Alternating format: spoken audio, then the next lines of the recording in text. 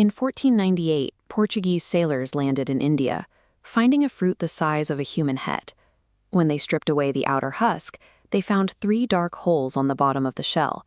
To them, it looked exactly like a face, the face of El Coco, a mythical boogeyman from Iberian folklore used to scare children. They named the fruit after a nightmare creature, and the name stuck. While the Portuguese provided the European name, they showed up late to the story.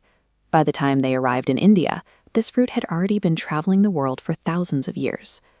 Despite its name, the coconut is not actually a nut. Botanically, it is a drupe, the same category as peaches and plums. Only instead of relying on animals or wind to spread its seeds, this species evolved to ride the ocean currents. Long before humans existed in the Indo-Pacific, the coconut acted as an independent biological colonizer.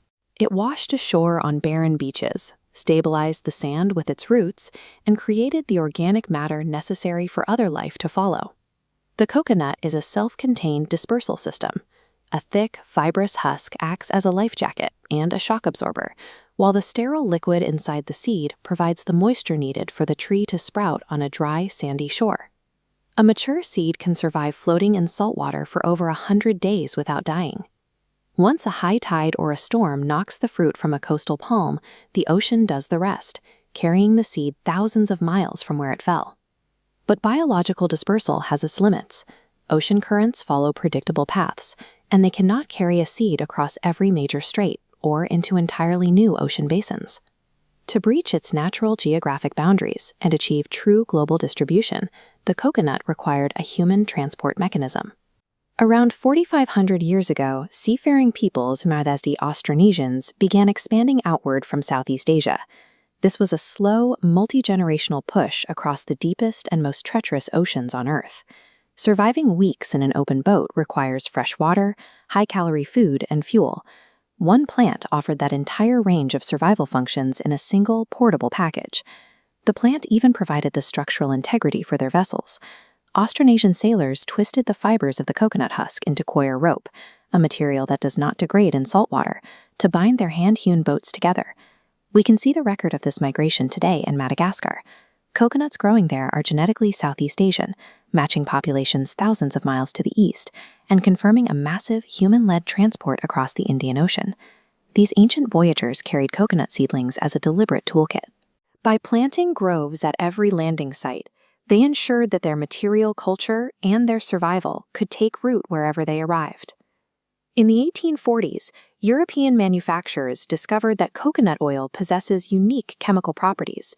It saponifies cleanly, making it a superior base for industrial soap and vegetable-based margarine. This industrial demand triggered an explosion of colonial plantations. Empires cleared native forests across the tropics to plant endless rows of palms, altering the entire agricultural landscape of the region to produce copra for export. Corporations like the Lever Brothers aggressively acquired hundreds of thousands of acres of indigenous land.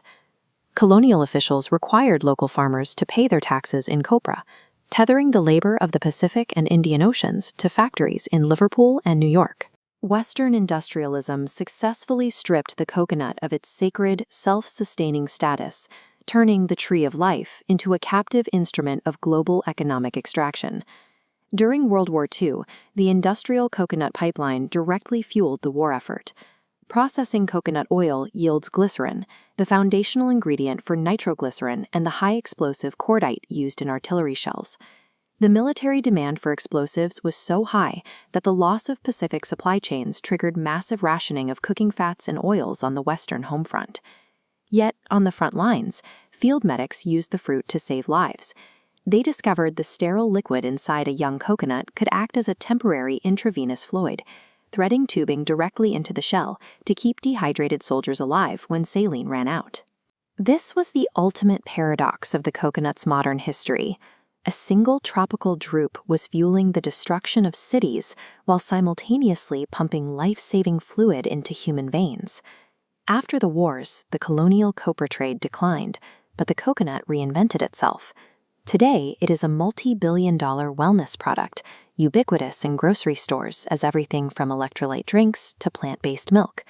In 2011, a genetic analysis of over 1,300 coconut populations attempted to map this history.